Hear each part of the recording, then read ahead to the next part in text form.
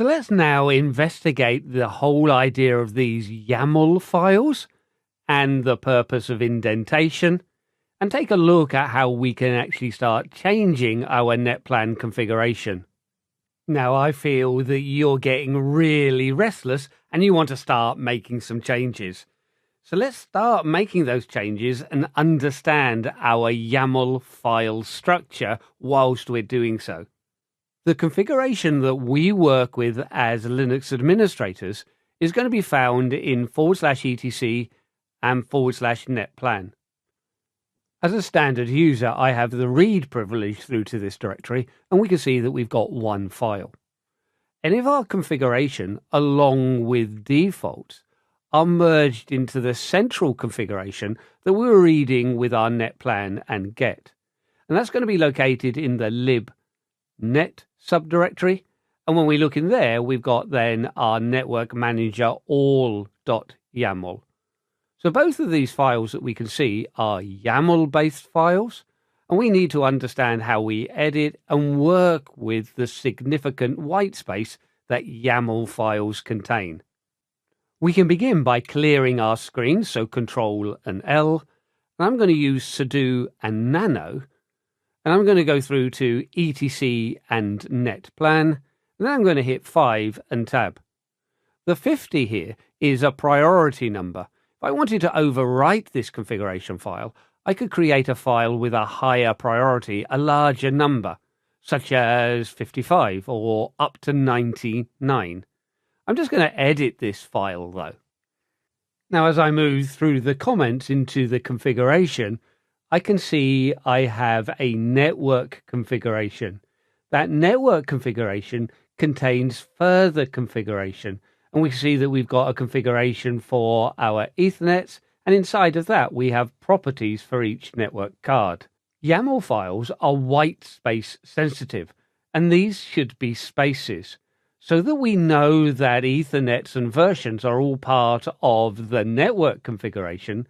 They have to have the same amount of spaces or indented to the same level.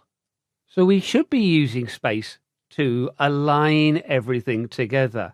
However, in this version of Nano, it detects it's a YAML file we're editing and will convert tabs through to spaces.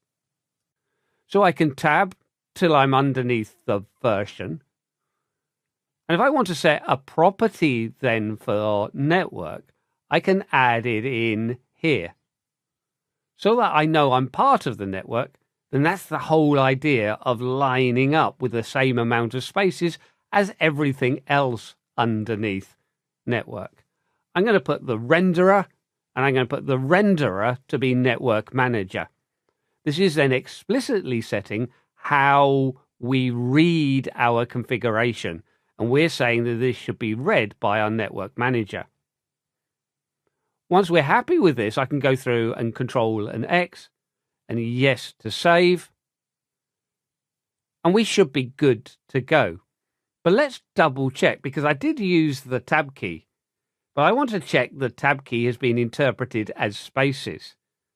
So to do this, I can try and cat out the file, but with the option -VET.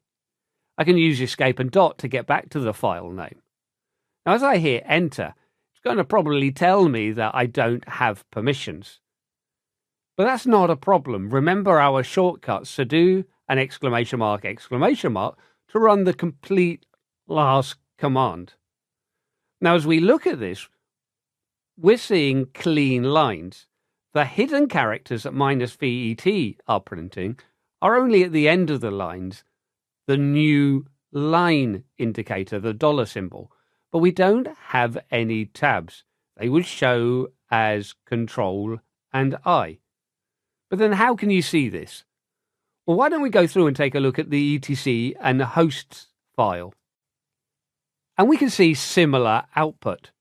The only special non-printing characters are the dollars at the end of the line.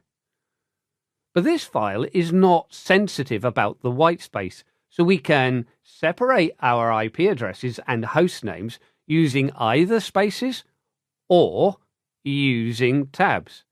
So if I now edit this file And let's look at the first entry here. And I can just put a tab in here between the 127 address and localhost. I can save the changes. Now, this won't affect the operation of the host file because it's not white space sensitive. But if I now return and take a look at my cat-vet, we can see the non-printing tab that is included between our IP address and our local host name.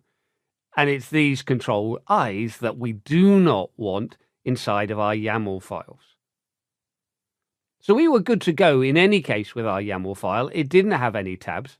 So let's go through and try and apply it using netplan try. As long as I've still got networking, I'm going to be able to hit the enter key so I can test if this is working.